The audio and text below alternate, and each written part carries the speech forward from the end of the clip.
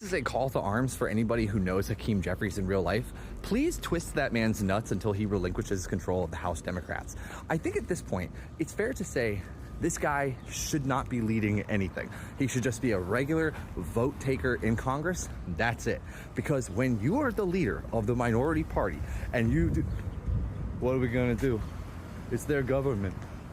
All while you literally lived through the political reality of Republicans being a minority party and stonewalling absolute everything, I think at that point you're admitting you don't have what it takes, man. And I think the most confounding thing about how it is that I have seen this man operate as the leader of his party is, at least in the House, is he seems to be a custodian for the legacy of a party that 80% of the country disapproves in how they currently operate. And that legacy, just to be specific, is one that was crafted by the Chuck Schumers, the Nancy Pelosi's, the Rahm Emanuels of the party. And that legacy is doing nothing. And the craziest thing is that Hakeem Jeffries is not even that rich. He's doing fine, but he's not like a Nancy Pelosi, right? He's not like a multi-centie millionaire. He's just like a guy who has some money and some power, and he is watching as his own impotence is allowing his enemies to squash his ability to not only have more power, but make more money. It's just dumb, dude. I'm trying to figure out what leverage we actually have. What leverage do we have? They control the House, the Senate, and the presidency. It's their government. What leverage do we have? Hakeem Jeffries, you got to come to the front, my man. What you are doing right now is talking to the American public like we don't understand how the government works. Now, I get the vast majority of Americans are not there all the time dealing with putting forth policy.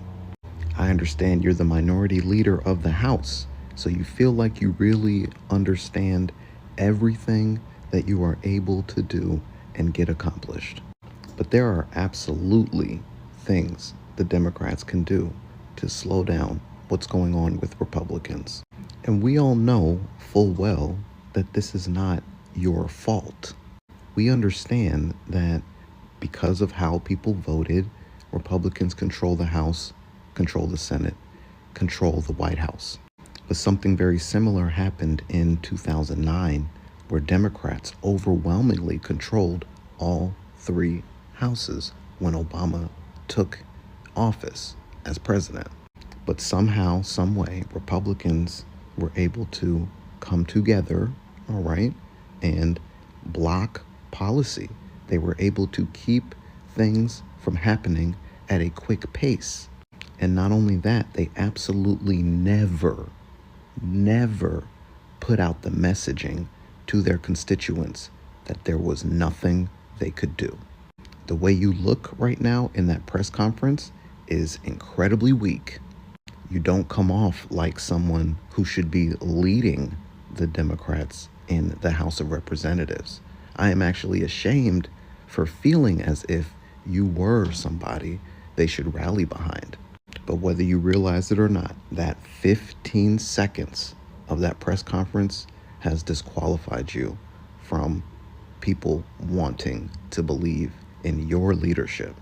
I'm sorry to say this, all right? Even if they controlled all three branches, you guys could absolutely go in there and present your arguments, stand up for constituents, remind them that their constituents are also suffering. You know, you're allowed to get the messaging out to people who don't live in your districts.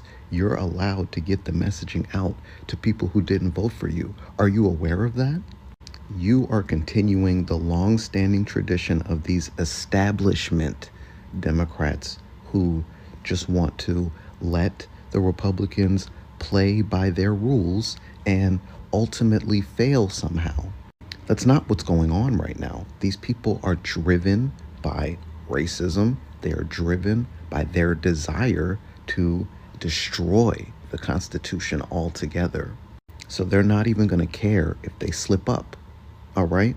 What you need to do as a Democratic leader, even if you feel like there's no way you can have policy get pushed through, even if you feel like there's no quote unquote leverage, is you continue speaking that we are going to find a way to fight back. You truly step up and say, Democrats are going to defend the people. We are going to defend the working class, regardless of if you voted Democrat or Republican. Because right now, the fight that everybody is in is getting rid of these billionaires and their control over every aspect of our money and our resources and the laws that allow them to take advantage of us. Right now is a time to galvanize the people, okay? You're missing that point. You're talking down to us. Voters pay attention to this type of stuff, okay? And your spot is not safe just because you're the minority leader of the Democratic Party. You look complicit and you look defeated. That is not the type of leadership we need in the Congress right now.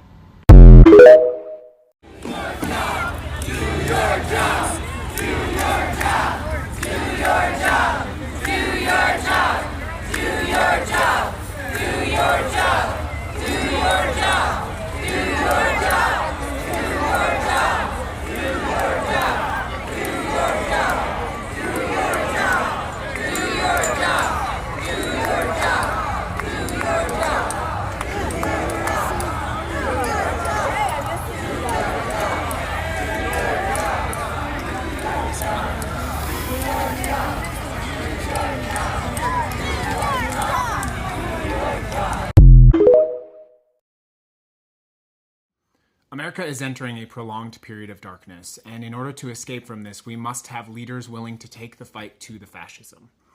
Hakeem Jeffries is the wrong man for this moment. I watched Hakeem Jeffries give his speech at the convention this last year, and I was inspired. In fact, I watched it several times. I thought his use of rhetoric was inspirational and powerful. But somehow he has failed us in this moment. America is entering this period of darkness, and it's like Jeffries has a flashlight and he simply refuses to use it. This while we all look on, asking him simply to show us the light. There are young, powerful, inspirational leaders who are willing to take the fight to this fascism. But we have to acknowledge the difficult truths. Jeffries has been given multiple opportunities to give the people a chance, a path, and just words to resist. But he has consistently failed to do so. And his failure has made us feel vulnerable and has made us feel that our resistance is weak. And our resistance is not weak. People often ask me, what can I do to resist this oncoming wave of Christian nationalist fascism? Well, one thing that we can do is we can have the right leaders in place.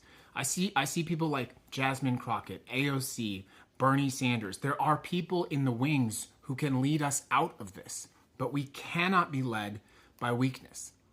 And Hakeem Jeffries' response to this terrible darkness we are encountering is weakness, and it is making us all weaker in our resistance. Times are challenging right now, but we must be led by people who are inspirational. It is a difficult truth, but if we are to resist, if we are to surface out of this, we have to have the right leadership. History requires strong, powerful, bold men and women to lead people to great things. Hakeem Jeffries is not the right man for the moment.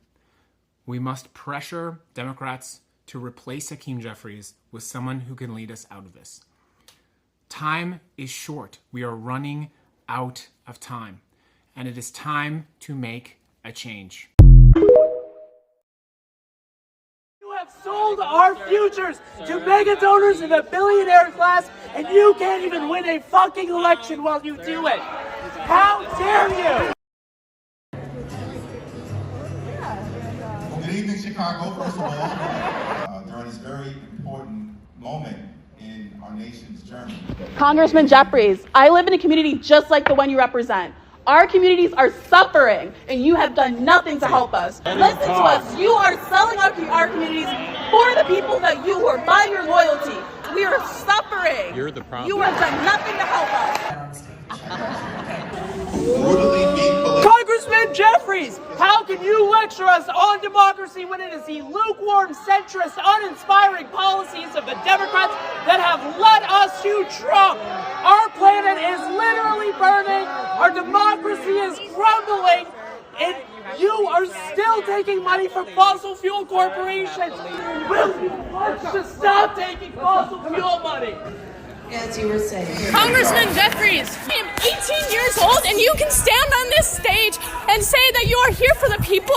Why is my home burning down and why are you taking money from fossil fuel companies? Why can't you just take a no fossil fuel money pledge? Why? Jeffries, we are in the fight for our life. The planet is burning. Off fossil fuels, Jeffrey, off fossil fuels.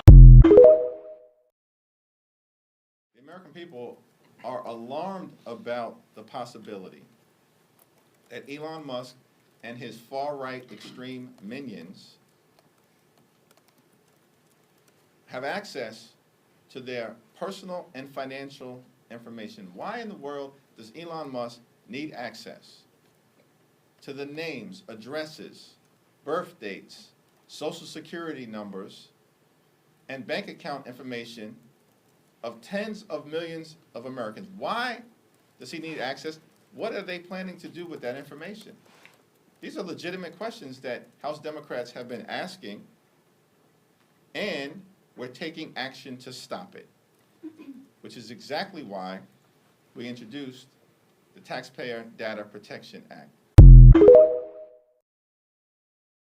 What are some of the things that you guys were considering, and what have conversations been since that rejection? I have no idea what the Speaker of the House of Representatives is talking about in terms of the budget or the spending agreement. At the end of the day, House Democrats believe that urgent action is needed to drive down the high cost of living in the United States of America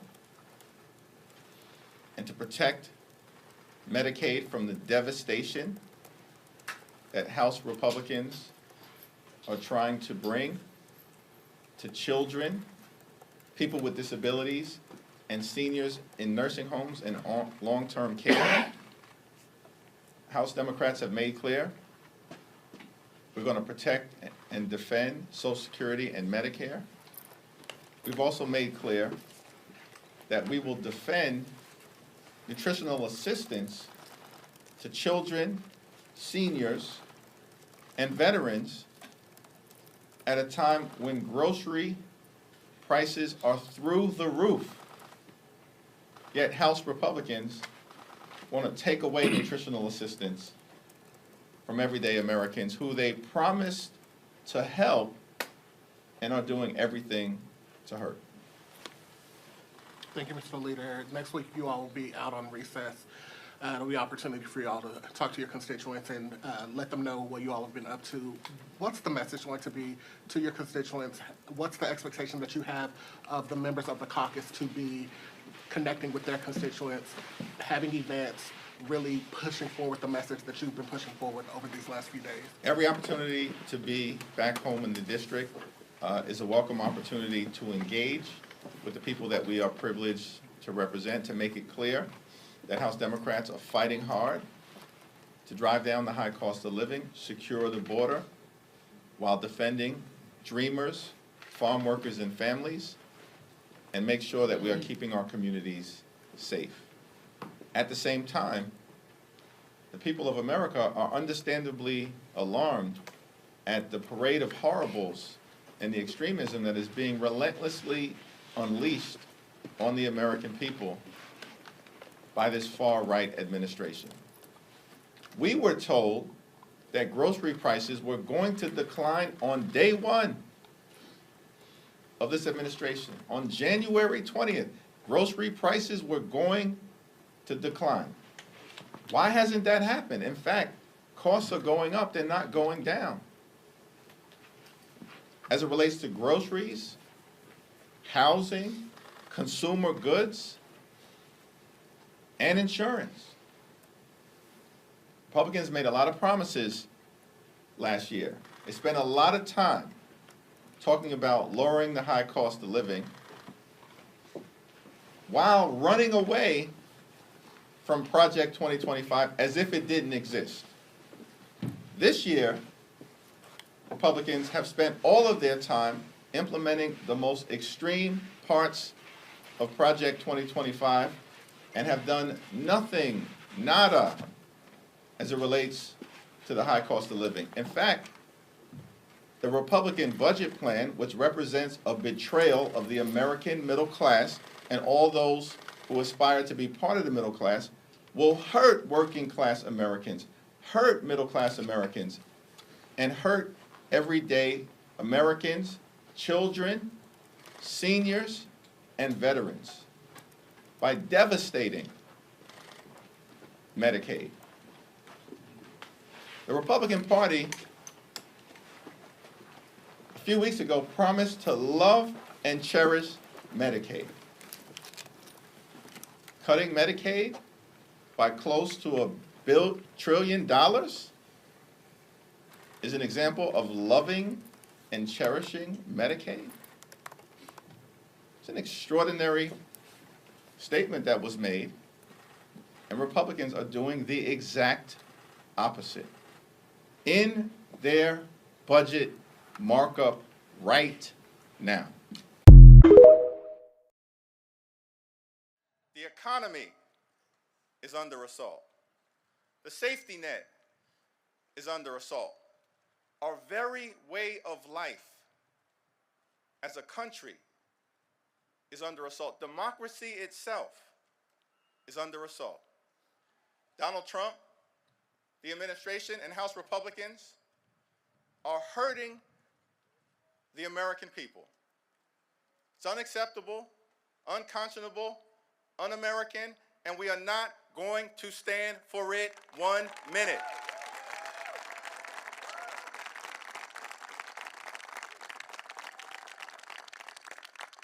The Republican budget represents the largest Medicaid cut in American history.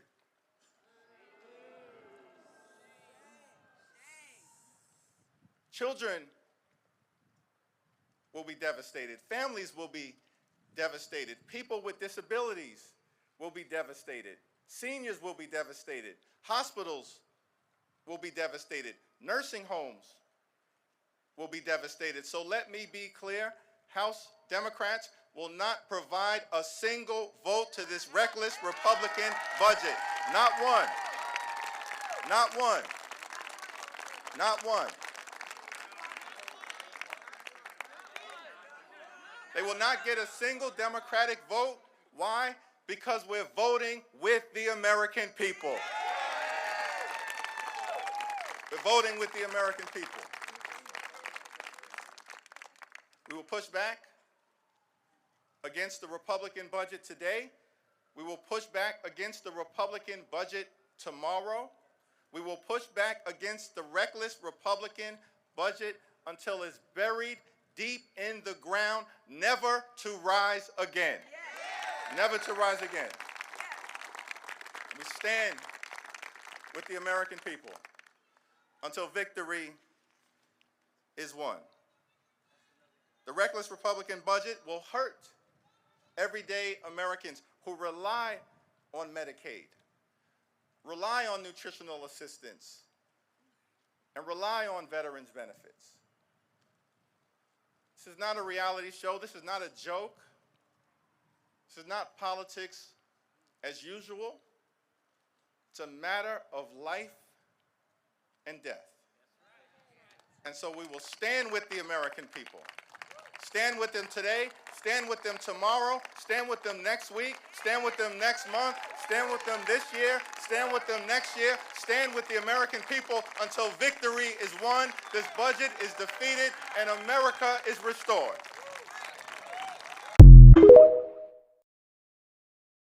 Questions? Good to see you. Republicans, and actually I should say the House Caucus this week, introduced a couple of different bills to cut back on waste. One of them is called the Drain the Swamp Act, another the Cuts Act, and the third, the Put Your Money Where Your Mouth Is Act. I don't know if you've looked at any of these, but is there no bill that Republicans put forth to cut back on waste that Democrats could get behind? Democrats are prepared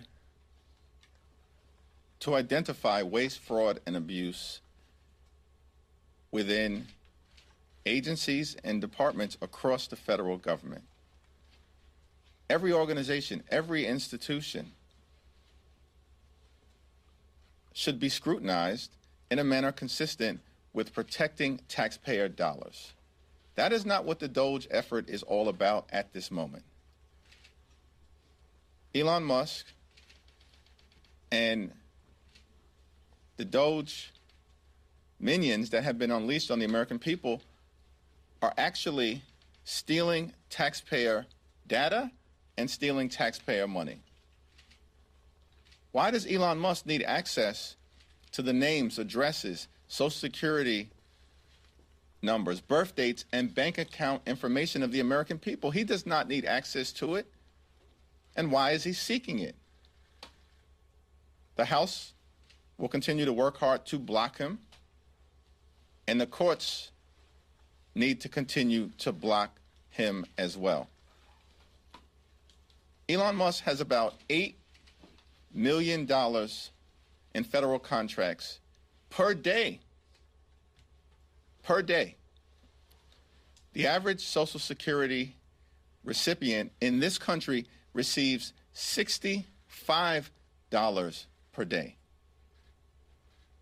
If Elon Musk and House Republicans are interested in identifying waste, fraud, and abuse, start with his contracts, if this was really a serious effort.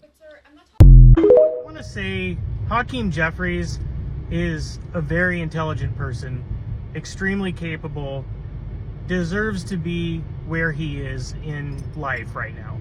Like, the guy, ton of respect for him as in a lot of ways, but he cannot be the front man. Hakeem Jeffries represents the old guard. Even though he's like a younger dude than Nancy Pelosi, he has the aura of establishment Democrat. And unfortunately, that ain't gonna play anymore. His responses are extremely canned. He's extremely stuffy. And I feel like you could cut out most of his responses to any question and implant them on another, like any question that gets asked, you could literally cut out any of his answers and replace it with another answer, and it's like the same thing. The fact of the matter is that Democrats want an Eric Swalwell, a Moskowitz, an AOC, a Jasmine Crockett. That's the direction that we want to see the party go. There's too much of this like hand-wringing, we need to come to the table, we need bipartisanship, blah, blah, blah. Like, we're done with that, okay? Now, I'm not saying we need to be like them, because one of the problems that we run into is we need to be an alternative to what MAGA represents, not just be like MAGA light, you know what I'm saying? But at the same time, we gotta shake off this like corporate Democrat thing, because it didn't work for the Republicans. The Republicans got their ass kicked when they were like the stuffy party of old white men, you know, corporate interests, let's go to war, all this stuff. And now like, and you got to admit, like, they're still trying to say that they're the counterculture when they're in charge of everything. Like, it's totally bogus. So let's start getting on the right path here and start putting the right people out. Now, what I will say is Jeffries is really good with strategy. He knows what needs to be done, but his delivery is like god awful. He's like a comedian that has really funny jokes written down, and then when he gets on stage, just bombs.